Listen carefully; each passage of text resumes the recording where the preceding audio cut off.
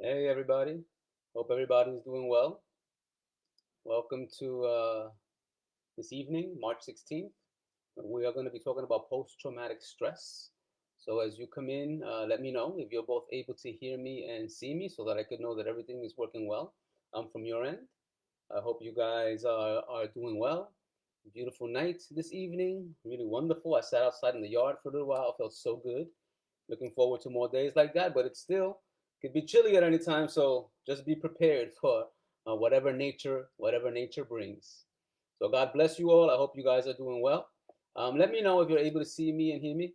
Hey, Bilma, how are you? Good evening. Um, just to make sure that everything is working. Lillian, God bless you. Good to see you. Thank you, Bilma. You hear me loud and clear. Fantastic. So I'm gonna give a few minutes for people to log in and just give me a shout out so that I know who's there. I know Bilma is there. I know Lillian is there. Whoever else is coming on, let me know that you are there so that I can know who's hearing me. I posted a number of things out there. Hey Olga, good evening.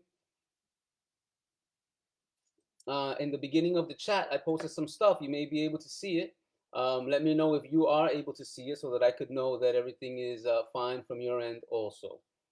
I put down critical incident, crisis intervention, post-traumatic stress. So I wrote all that into the chat. I believe it should be out there. So let me know if you're able to see it there.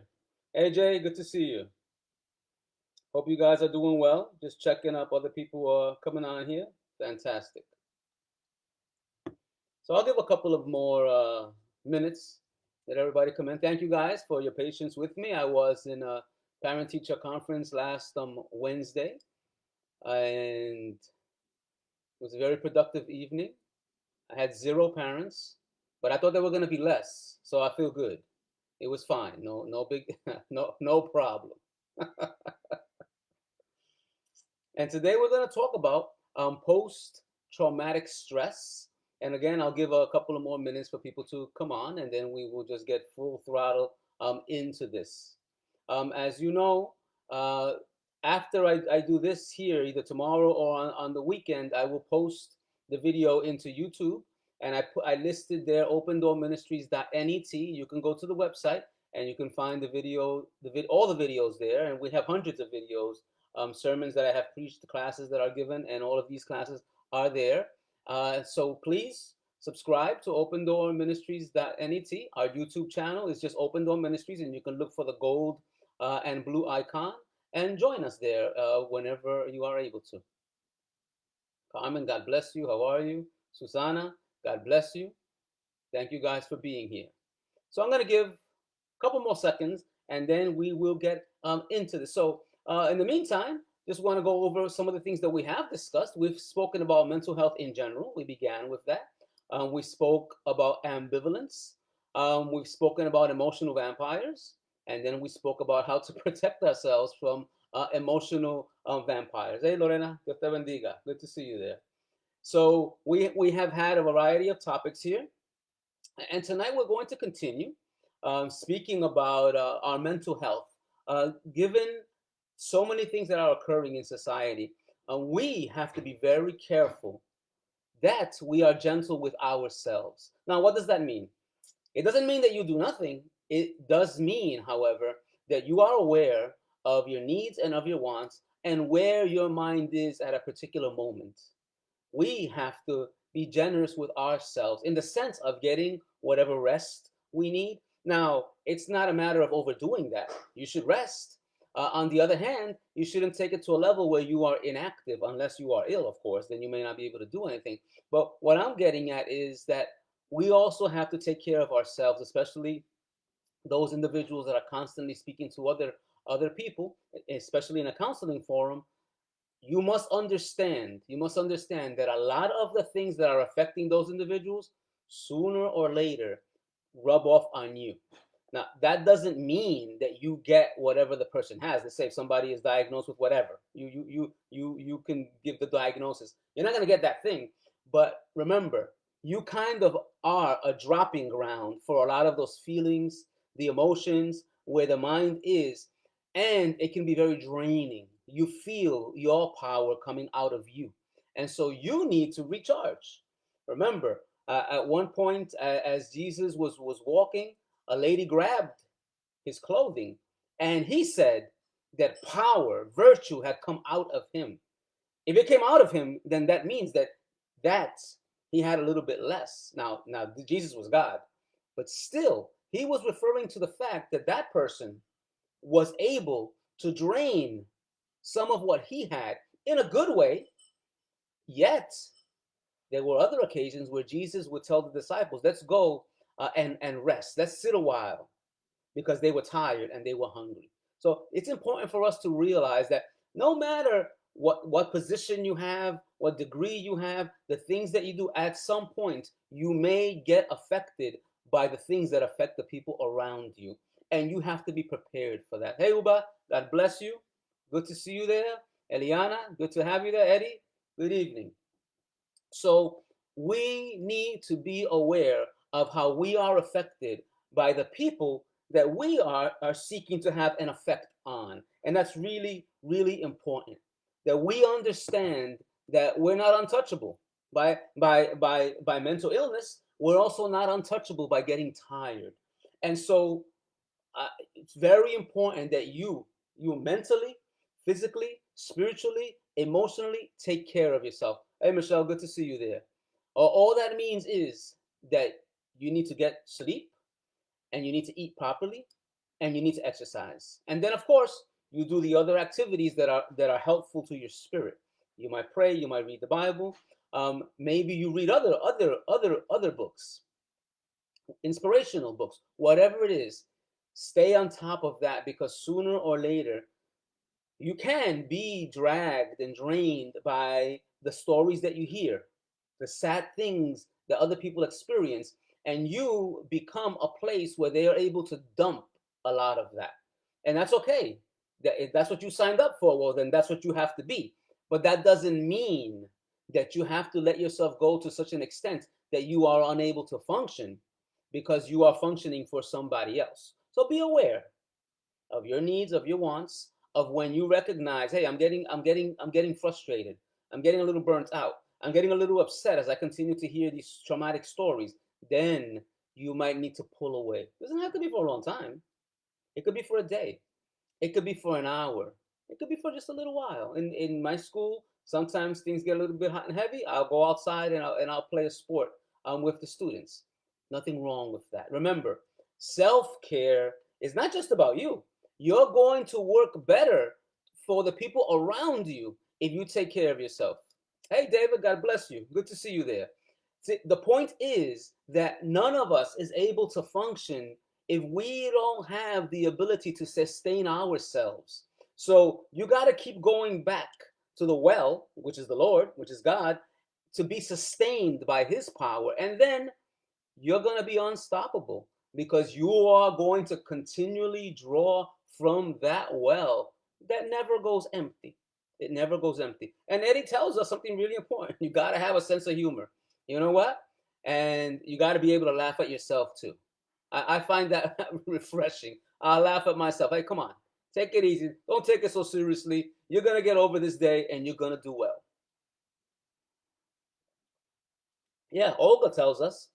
So we can read about a very tired prophet in the Old Testament, book of First Kings, chapter 19. Elijah, absolutely. And what was God's remedy for Elijah? A nap and some food. That was it. And then he did it 2 times, and then he was able to run a good distance by God's sustaining power. So this is what we have to understand, that although what we may be working in our agencies, in the DOE, or wherever we're working, sometimes you might think there's no spiritual element there. That's not true. I believe that wherever we are located, there's a spiritual element there. And you need to be prepared to deal with those forces that are antagonistic to the things of God, which includes mental health. Mental health is going to keep us on the right track, and it's going to help us to function in a manner that may rub off in a good way to the people around us. Now, if you don't care for yourself, we all know where that can lead. So again, I'm beginning all of this by talking about taking care of yourself. Hey, Patricia. Hey, Ricky. And Ricky tells us self-care does not mean selfish. Absolutely not. It does not mean selfish. It simply means that you are taking better care of yourself, and then in the future, you may be able to take better care of the people around you. It's a matter of taking some time to, again, strengthen yourself and then be available to others as the need arises. But we were not called to be available 24/7. That's an impossibility. Nobody can do that without burning out at some point. That can't happen. You can be available, but remember this: if somebody calls you that someone is at the point of death, you know what? You need to tell them to call 911, because you're not gonna run to their house and save them. The ambulance is probably gonna take them to the hospital faster than you can. So be aware of those things. That's it. Be aware of those things. Yeah, Farrah says we can't function on an empty cup. There you go. And Jay reminds us of the oh, okay, thank you, Jay. You posted the stuff there. Thank you.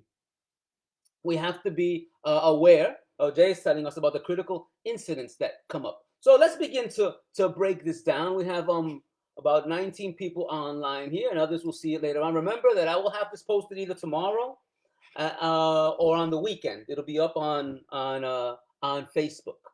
I'm sorry, it's already on Facebook. It'll be up on YouTube. So we're going to talk about post-traumatic stress. Now, we're not talking about post-traumatic stress disorder. Next week, we will get into post-traumatic stress disorder, which is in the DSM-5, right? The Diagnostic and Statistical Manual of Mental Health Disorders, which has some pretty clear outlines on what that is. We'll get into that next week. We'll get much more into that next week and how we can deal with that. Today, we're going to just talk about post-traumatic stress in general. Those things that affect you or myself after having gone through a trauma. So first of all, and let me tell you, a lot of this information I got from Jennifer Sisney, who works in crisis response teams, and she's done this for quite a while. And she's talking about responses and symptoms of trauma. So she tells us that crisis intervention is a relatively new field, relatively new. But trauma studies show us that early intervention reduces what's called chronic psychiatric morbidity. In other words, when a person is going through a trauma, the faster you get to them, the faster that they get treatment, the less likely that they will develop a psychiatric disorder later on. In other words, trauma builds upon trauma, and it builds on more trauma, and it builds on more trauma until the person is no longer able to function. So that's exactly what we don't want. So when a person is becoming traumatized, if you are aware of that, that is the time to begin the intervention as early as possible so that they can get the help that they need and it doesn't build upon itself and get worse and worse and worse. Okay, I posted a number of things there. I'm gonna just talk about them for a second, but before we do that, what do you think a trauma is? Those of you who are out there, in your opinion, what is a trauma? And you can tell me by giving me an example of a trauma. What is a trauma? You can say 1 word, 2 words, 10 words, whatever it is. Now remember, watch your spelling. This autocorrects, and sometimes it autocorrects really, really funny. So what is a trauma? And I'll give you a moment to respond there.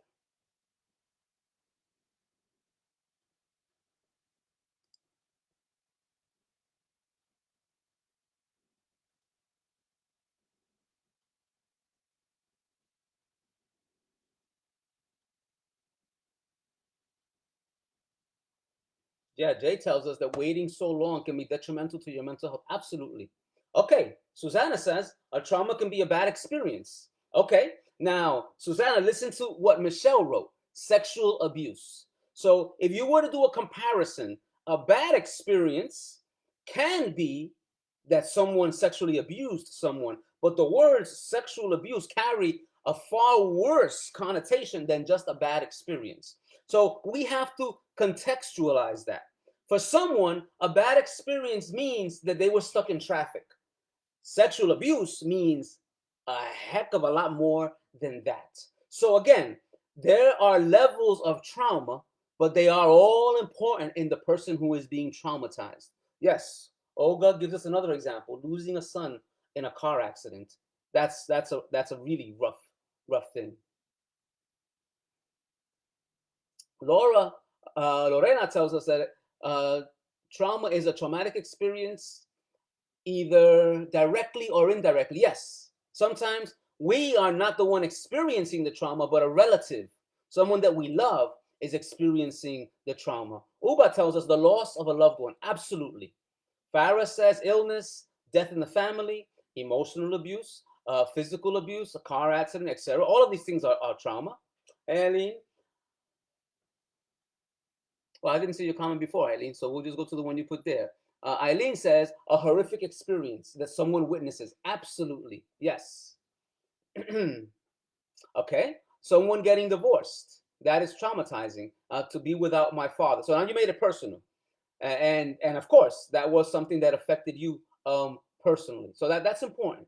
Jay says a life-altering experience like death or a bad accident.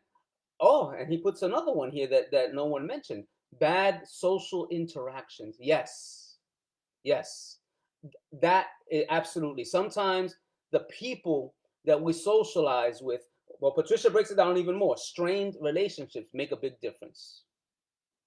Okay, now Eddie says something that's true and not true. He says we all experience horrific traumatic experiences in our lives, but our Lord tells us to keep moving forward. Well, yes and no. Not everybody has experienced a horrific traumatic experience in their life, because that word horrific really ups the ante in terms of what a trauma might be.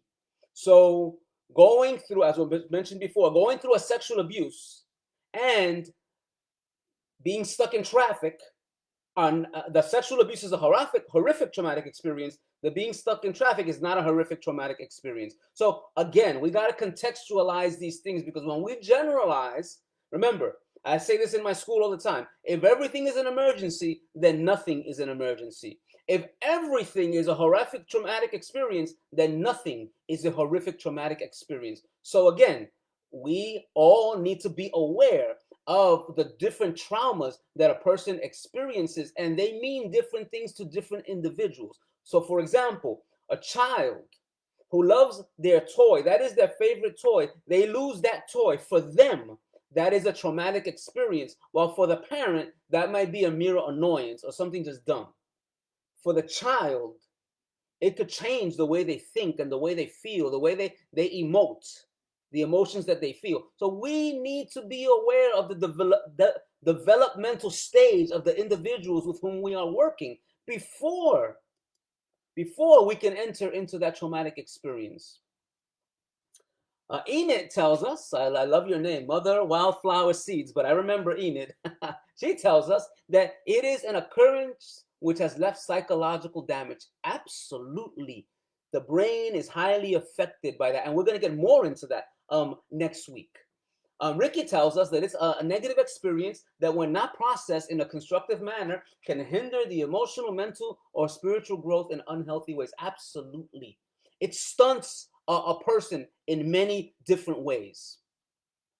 Eileen says betrayal. Oh, absolutely. That's a big one. Melody tells us an event that happens outside the norm. Yes, yes. The traumas that we are speaking about are not things that are normative. They are not things that we usually experience. It's usually something unexpected. Okay, so that's important for us to consider. Okay, Alina tells us in Spanish, and I'll translate: pasar por la experiencia de una guerra, una pandemia. She says going through the experience of war, or the pandemic, or a pandemic. That is very true. So all of these are things that we need to consider. Thank you, guys, because you could put a lot of information out there. And Jay tells us and reminds us that is why we need to evaluate first in order to help someone properly. Absolutely. And this may be our problem, that we want to jump in and help without, first of all, without the experience and without the knowledge of what that particular individual is going through. So we need to be very careful about that. Oh, and Eddie adds one more: an unexpected change in your lifestyle or relationship. Absolutely. That can be a traumatic experience. But as you guys are pointing out, and we are aware here, trauma for different people means different things. Now we are talking about in general traumas that can be life changing. Next week we will get into post-traumatic stress disorder itself, that particular disorder. But today we're just talking about post-traumatic stress in general. Okay, so I posted in the chat in the beginning some words. So a critical incident. A critical incident is the catalyst for emotional or psychological trauma. So something happened. Whatever happened, that is the critical incident, whatever it was. A car crash, a war, the pandemic. That thing is called the critical incident, and that's the catalyst. That is what causes the change, right? That is what causes what is going on in the person in terms of what they're feeling or thinking and so forth. And the crisis is the reaction of the individual to the incident that has occurred. So, a person, let's say, that is accustomed to certain things may not get into a crisis mode because they're accustomed to certain things. So let's say for example, we're walking down the street, and God bless us and protect us all. We're walking down the street and someone mugs us. For you, major crisis, because you're not accustomed to that. Now let's say it's a police officer who's used to dealing with things like that.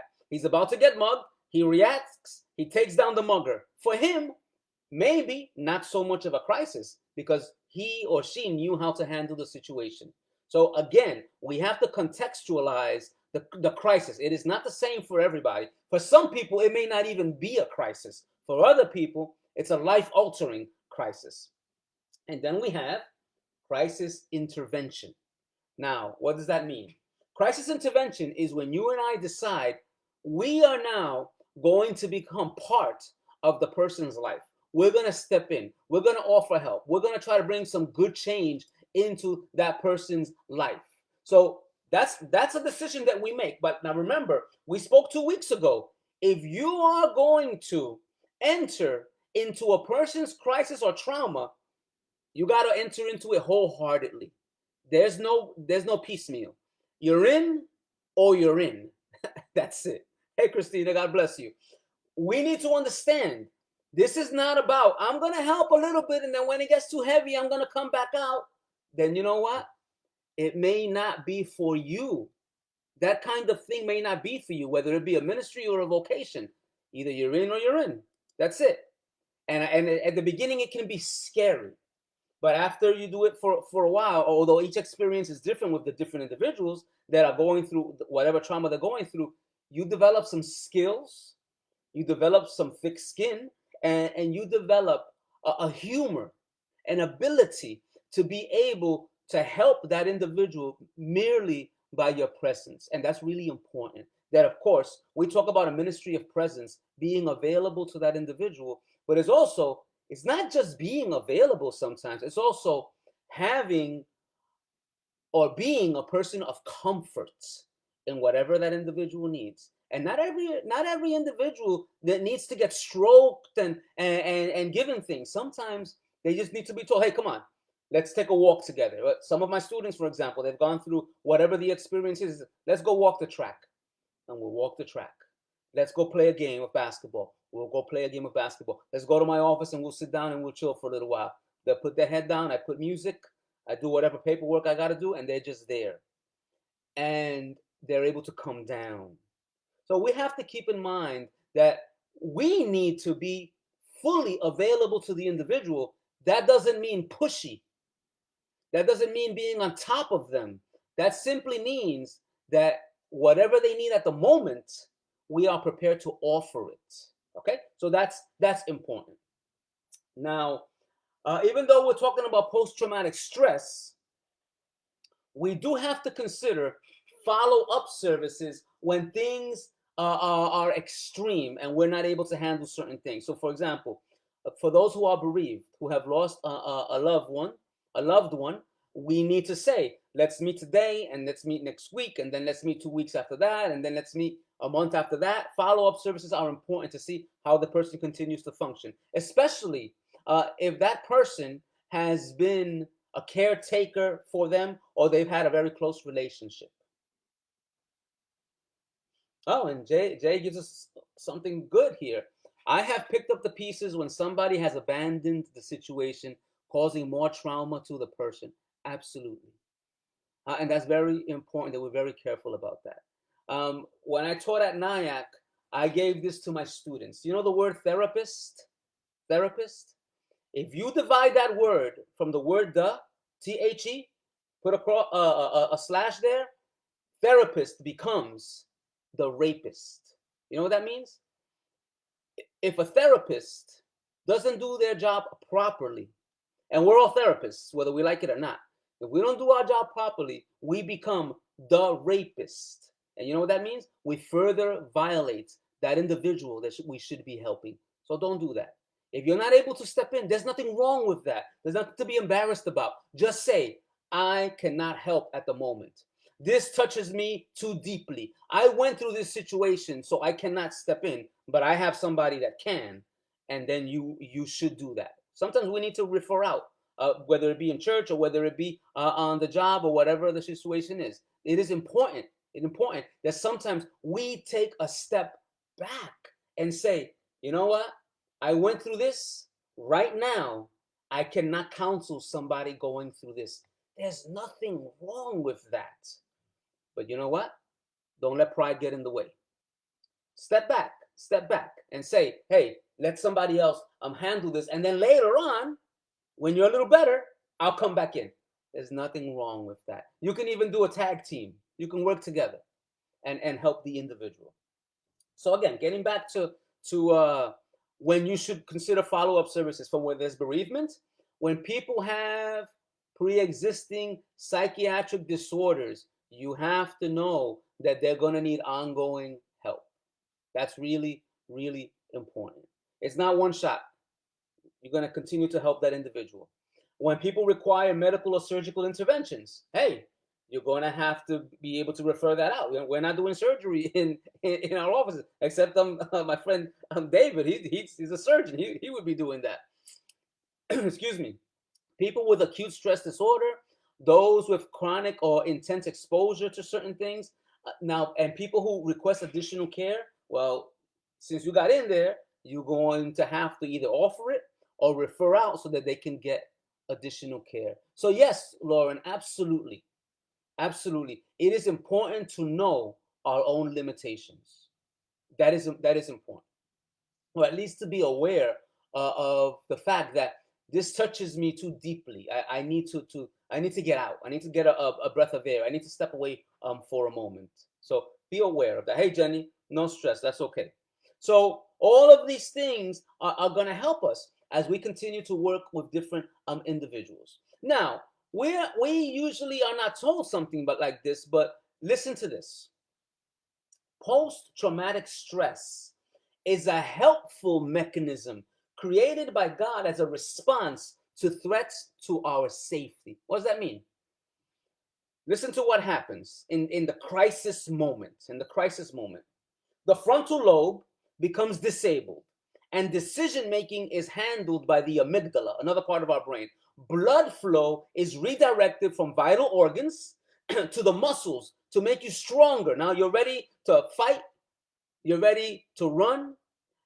Unfortunately, some people freeze, and some other individuals just collapse.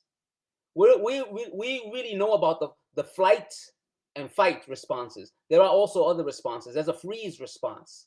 There's a fainting response. So we need to be aware of all of those things. But in general, blood flow is redirected from vital organs, because at that moment they don't need it. You're running for your life, to the muscles to increase strength. Awareness of pain is lessened. This is why some people get into situations they don't even know that they got shot. They don't even know that they got stabbed, because in that moment they're just in that mode of running, of doing something else, they're trying to escape. This is a normal reaction to post-traumatic stress. So that's important for us to realize.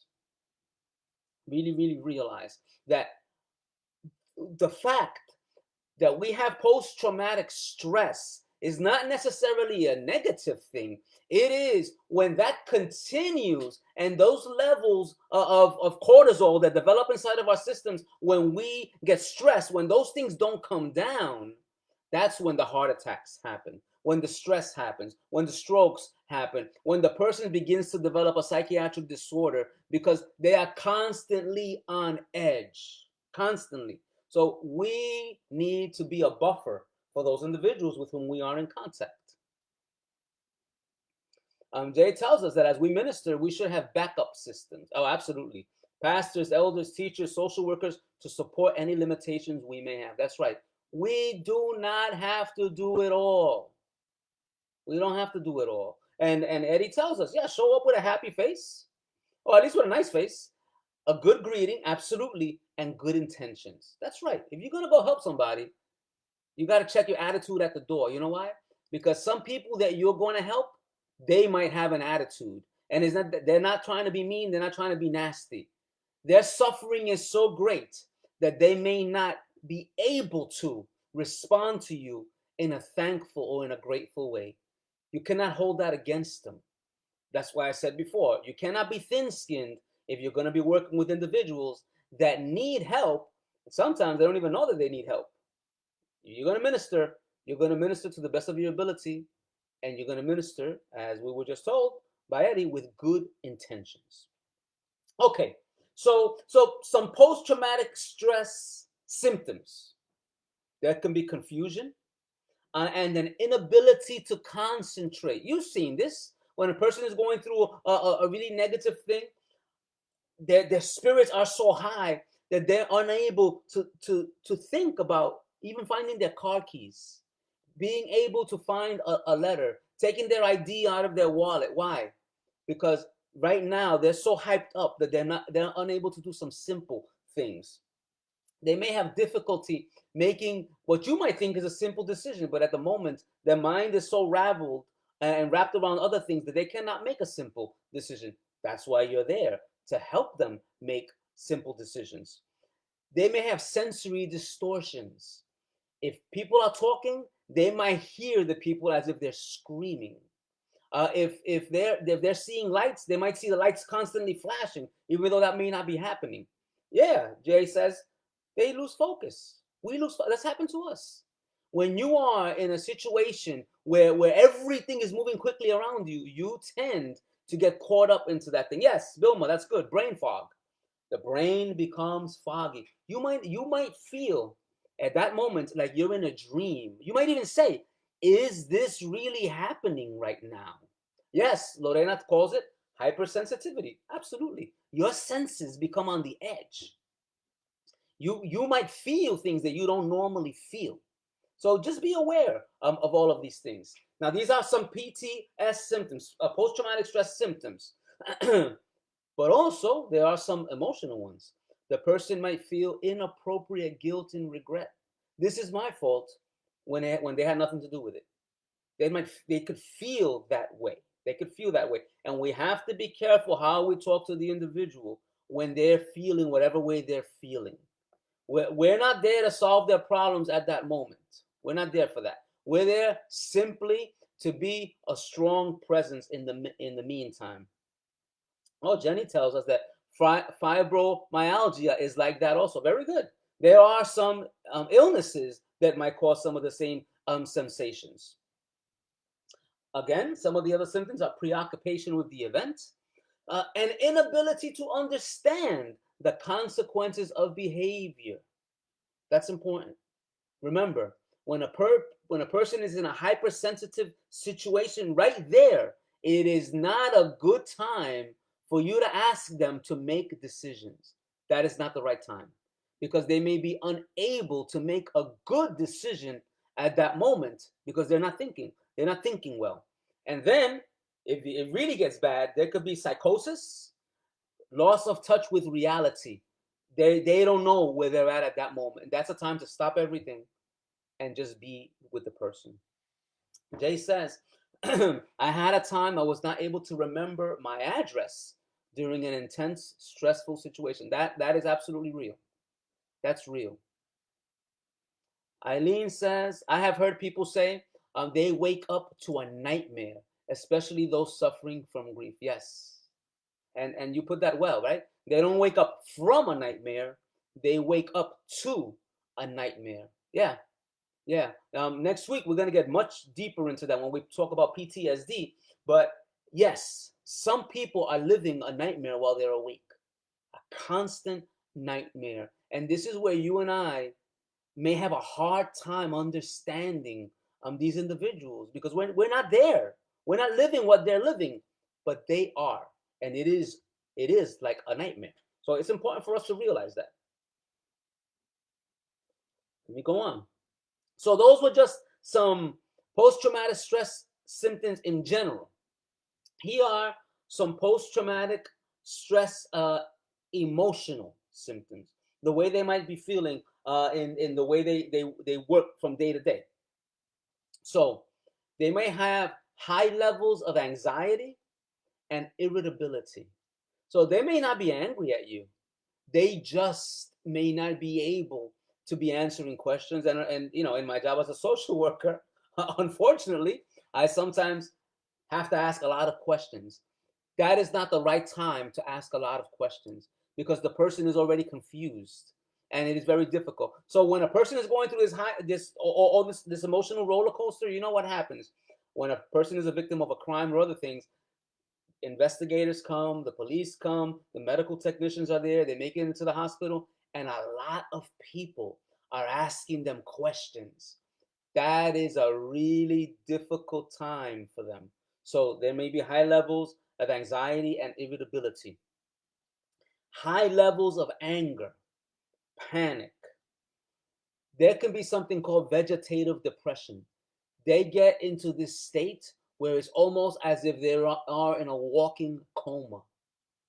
They almost cease to exist because of what is happening in their lives. So that's important for us to realize also. Hey, Uchi, how are you? One of my childhood friends. She calls me Cito. It's my nickname from when I was a kid. So, yes, we need to be aware of these emotional symptoms. And then there could be extreme fear. Phobias can develop at that moment. Phobias can develop at that moment, and extreme grief. Extreme grief.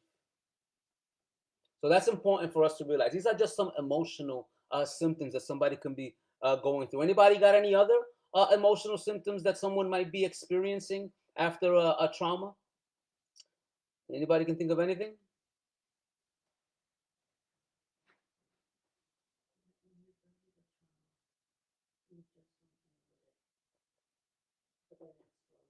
Okay, so I'm hearing a voice here on my left side here. My wife is telling me that sometimes when the trauma is buried, well, that is also an emotional experience, emotional symptom, because you're digging it deeper into yourself. It's gonna come out at some point. At some point, it's gonna come out, and it's probably gonna come out in an ugly way. So that's important. Let me see. Okay, so Santa asks us, can that be the cause of dementia? Well, probably not likely. There are other causes for dementia. Now, over a lifetime of pain, I'm sure that the brain is affected to a high degree, but there are other causes of dementia, not necessarily because of trauma. There could be some brain damage. There could be things that occur because of age, but not necessarily because of trauma. Jay tells us that some people just stop communicating. Absolutely. And some people just stop communicating, especially if they feel that nobody understands them. So they just will stop talking about the things that are affecting them. Let me see. Okay, Jay and Lorena talk to us about isolation. Yes, some people will simply isolate. They feel like I'm no longer part of this world, so I'm not gonna be here anymore. Detachment, absolutely. People can begin to feel that they have no way to really attach to anybody because nobody understands them, and so they begin to slowly detach, even from their children, from people who might need them. We would say it's neglect, but what they are experiencing is the inability to at that moment be a loving individual because of what they have suffered. Sasha also tells us the inability to feel or experience. Absolutely. That goes together with the detachment. Patricia talks about insomnia. Absolutely. Oh, yes. Enid lets us know that the body can react with health symptoms, like rashes, for example. And we're going to come to more physical symptoms in a little while, but absolutely. Eileen tells us about depression and crying spells. Yes. Eric, hey, Eric, God bless you. The loss of a child, absolutely. And Eric has experienced that thing. So God bless you, Eric. Thank you for being so bold to put that out there. That's something that we don't get over that. We don't, how can you? We can't get over that. But we ask God to strengthen us and to help us to deal with the situation. Patricia talks to us about isolation and hopelessness. So all of those. Oh, there's more down here. Wait a minute. My computer's not letting me go too down. Yes. Paula tells us about being fearful. Absolutely. And Lorena talks to us about depersonalization. Now that's going way deep. And absolutely, you sort of become totally another individual, or you lose the vitality that you once have. I believe next week we're going to get a lot more into that. And Eileen tells us that bitterness may develop due to the continued anger. Absolutely. A root of bitterness develops inside the individual. And what is bitterness? It really is anger turned inward. And what happens? It's going to come out in some way, as was mentioned before, through rashes or other health situations. Okay, so those were all emotional symptoms. Let's talk about some behavioral symptoms of post-traumatic stress. Let me see. Okay. Uh, Paula says anger when something reminds them of the incident, and Ricky tells us that the person may engage, and we're actually going to come to this, in overstimulating experiences such as substance abuse, over sexualization, or other addictions. Absolutely. Why? Because Bilma tells us they are in an emotional roller coaster. So some of the behavioral symptoms include being impulsive and taking a lot of risks.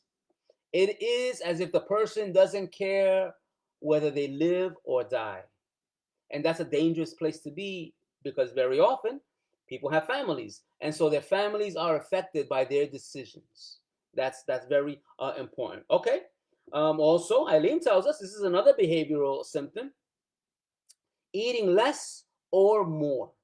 Absolutely. Our appetite can be hampered by the thing that a person has gone through. Also with sleeping, less or more.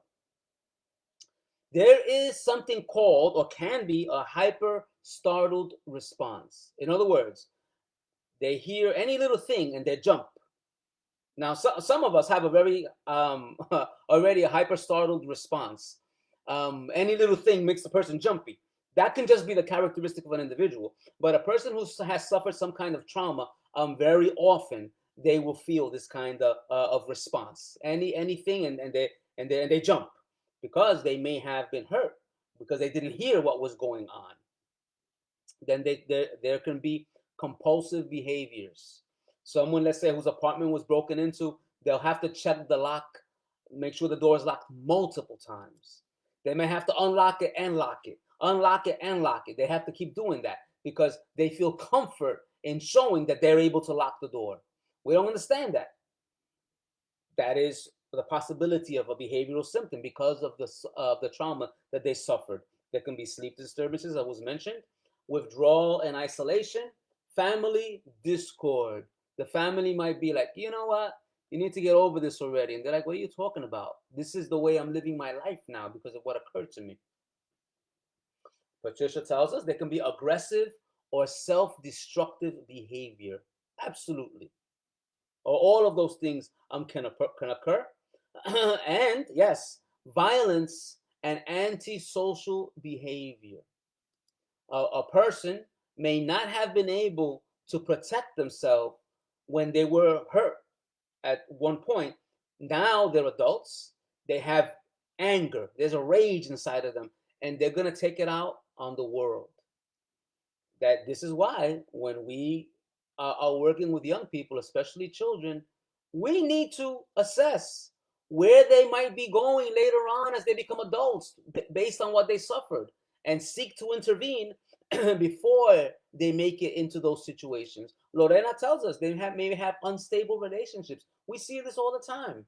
Both men and women going from one relationship to another relationship and on and on and on and on, never ever developing a real family support.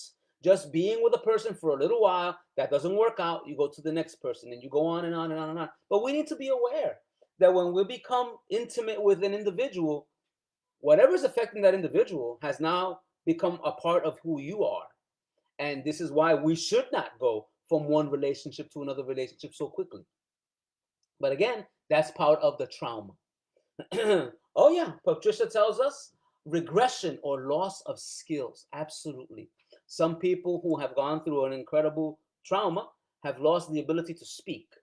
Others have lost the ability to speak. There's nothing that can be found wrong with those parts of their body, but their brain has decided to protect them by not allowing those things to function anymore. And yes, addictions can develop over time when a person has suffered some kind of trauma. Although we also have to be careful there. Sometimes addictions have developed when the person has decided to try something, and then they liked it a lot, and now they're addicted to it. Not necessarily because it came out of trauma when they first began. Later on, it becomes a massive trauma.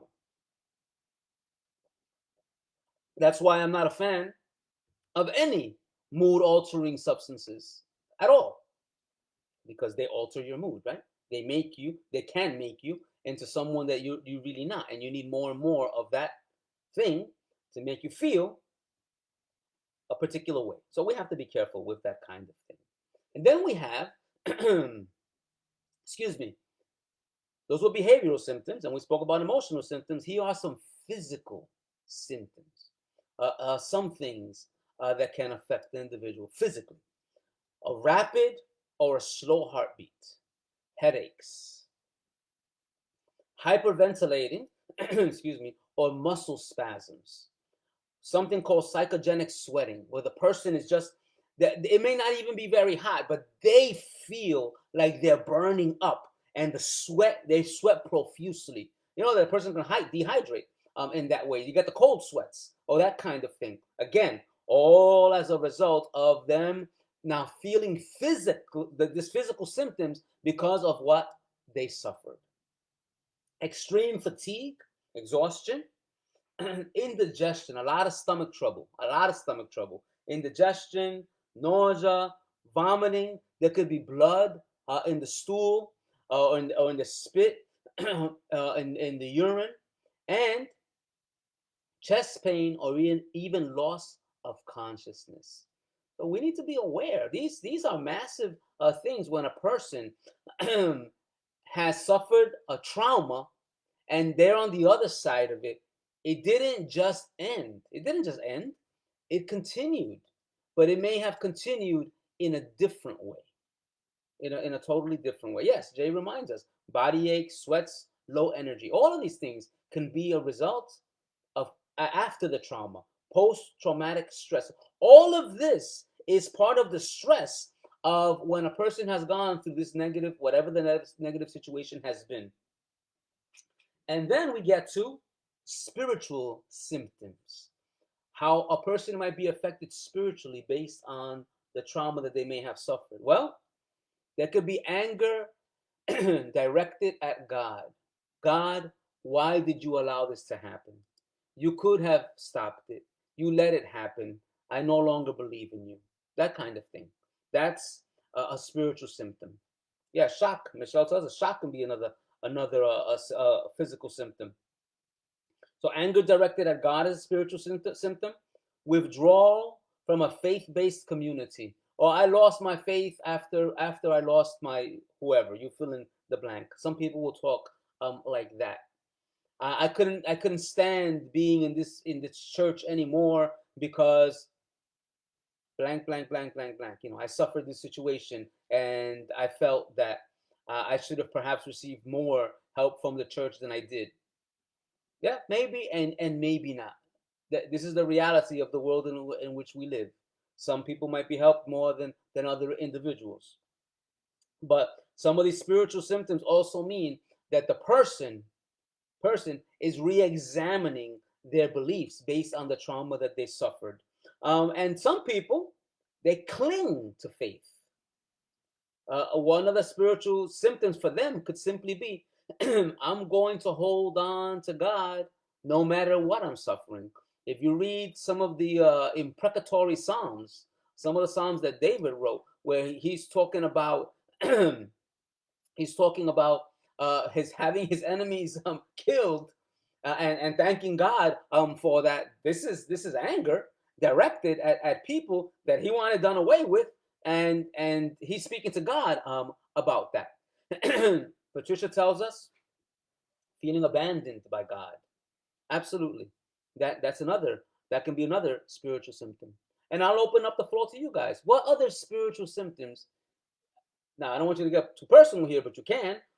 Can you tell us that a person might experience a spiritual symptom after a trauma?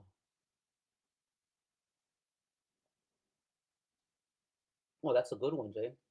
Spiritual guilt, feeling undeserving of God's grace and mercy. Oh, absolutely. Absolutely.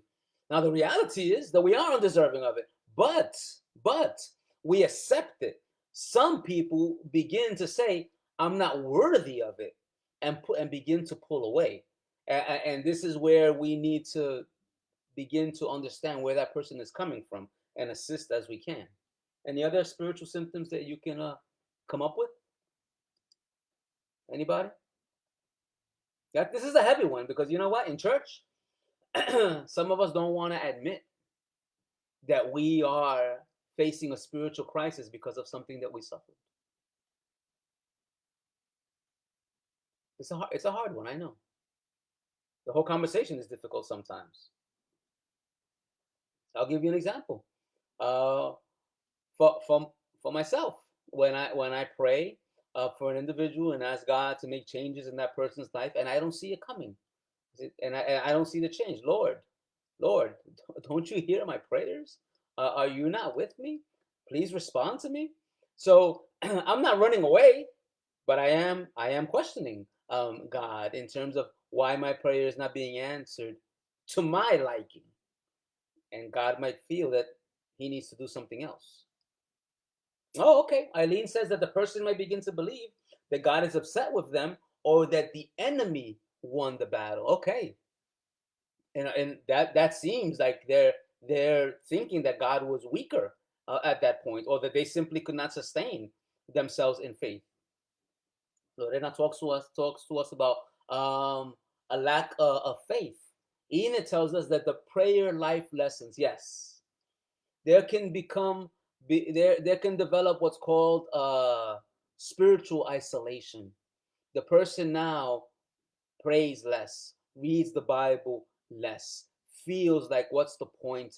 God is not listening to me. God is not there at this point. Ricky tells us there can be an over spiritualization, obsessiveness, and delusion, often misconstruing the word of God. That's excellent. Absolutely. A person can develop flights of fancy, thinking of other realities, that the world is against them. That kind of thing, very dangerous. Jay tells us a couple of things. The person may feel defeated or have a beaten attitude. They feel that God is no longer speaking to them or guiding them. Sasha says that there can be a hyper religiosity. Oh, for real. I knew someone who in crisis would not sleep or eat, just read the Bible for days on end until they began to hallucinate. Whoa, yeah, that's a biggie. I have a friend who tells me about his friend who fasted to the degree that they died. That's real. That's really, really real. Okay, some people might feel unworthy of partaking in church activities. Like, I don't deserve to be in church because I'm such a bad individual. That God has decided, or I have decided that God doesn't want me in church. That kind of thing. Wow, that's a lot of stuff there. That's a lot of stuff. Okay, and Uba says the person might feel that they deserve what happened to them because of something they did. Could you imagine? Could you imagine if God was punishing us for all the wrong things we did? Wouldn't we be dead? So thank you, Uba, because some people do feel that way, and we have to. And this is our problem. We need to know, first of all, if you're going to work with somebody, something about mental health, but you also need to know the Word of God so that you can give proper counsel to these individuals. So thank you guys for all of those things. We have about 5 minutes left. I want to speak to you just for a minute on this, and then we'll continue on something called vicarious traumatization. Do you know that if you're not careful, and if I'm not careful, even though we are the helping individuals, we can become traumatized because of somebody else's trauma. All this is vicarious traumatization is when caregivers are affected by the trauma of someone else. So you and I, when we're helping other people, please, yes, you're going to be there with them. Don't get so deep with them that now you no longer have your own personality. Don't do that. You had to be careful. Remember, when we spoke 2 weeks ago about Jesus, when he entered into a person's suffering, he didn't get sick with those who were sick. He didn't develop the diseases of those who were diseased. We can't go there. Remember, you're healthy and you're helping somebody else. Or I'll rephrase that. You might be a little healthier than the person that you're helping. Don't go so deep that now you're sicker than the person that you're helping. You're not going to help them that way. You gotta back up. You gotta back up from there, because now what you're going to do is hurt both of you. So just be aware of all of these things. Now that's a lot, right? That's a heck of a lot. We're going to come to a close here, but I want you to tell me. Well, Olga tells us, know your limitations. Don't handle more than you can. Absolutely. That's something to be well aware of. How do you think? How do you think we can help people? We can help people who are suffering from post-traumatic stress. Give me a few, we'll read them out, and we will call it a night. And next week, we're going to continue, but next week, we're going to get really specific. We're going to talk about post-traumatic stress disorder itself, um, what's the meaning of that, and how we can help an individual who's dealing with that particular disorder. So tell me, how can we help somebody that is dealing with post-traumatic stress?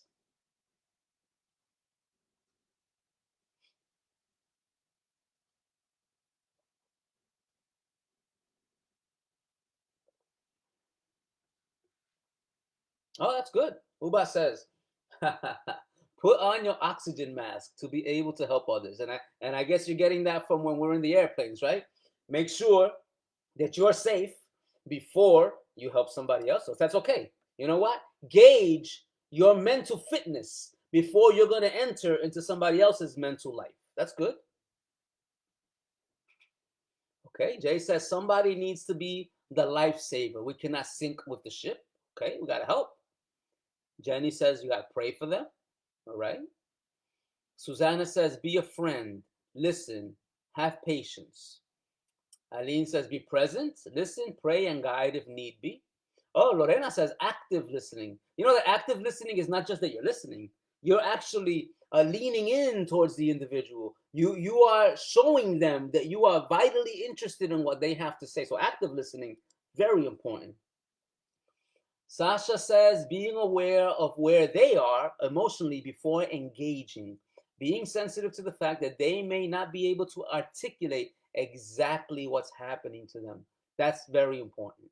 This is why you got to be in tune with the person that you're helping. Olga says be there for them, pray with them. Okay, Jenny, and that's excellent, Jenny. Jenny gives us a really practical way of helping somebody, helping them with a chore. You know what? They may not be able at the moment to take care of some practical needs, going to the supermarket, sweeping a room, mopping something. You know what? you can help them with that. That's excellent. Uba says, meet them where they're at. Ina tells us, listening to them and hear what their needs are. Then, absolutely, if need be, you refer them to resources. Jay says, listening is the main tool. You know what? Sometimes that's it. Just listening. That's it. Without talking. Sometimes we talk too much. Just listening. And Carmen says, thank you, Pastor Lewis. Good class. My pleasure. And Melody lets us know, get to the root of the trauma. Oh, that's what we're going to try to do. Sometimes we can't because it's so far down, we're not going to be able to do that. But we can get, we can offer some practical helps to those individuals that the Lord has put around us. So that's really, really, really important. So we're going to come to a close here. Jay says, help them clean the room. Getting a task done might help in the process. Yeah, absolutely. Simple things. Bring them some soup, Jenny says. Feed them. Remember Elijah? Sleep and eat. Sleep and eat. Marcos tells us, hey Marcos, I didn't see you there. Do normal things with this person. That's excellent. You know what? Normal things. Take a walk. Hang out with them a little bit. You know what? Play a game with them. Watch a movie. Go out to get something to eat. It doesn't have to cost a lot. That's it. It's good stuff that we can do. We don't have to do something massive. But in that person's life, you know what? You can change their world by doing something very simple. Dima says, ask them how you can help. What do they need to move forward? Fantastic. That's it. And Paula says, show them that you care. Fantastic. Well, God bless you all. I pray you have a good, wonderful, restful sleep. We will continue next Wednesday talking about um, post-traumatic stress disorder specifically and how a person can deal with that. It's a big thing, and I hope you guys have a wonderful sleep, great week. This will be posted either tomorrow or on the weekend on YouTube. I hope to see you guys there. Be blessed and have a good night. Bye bye.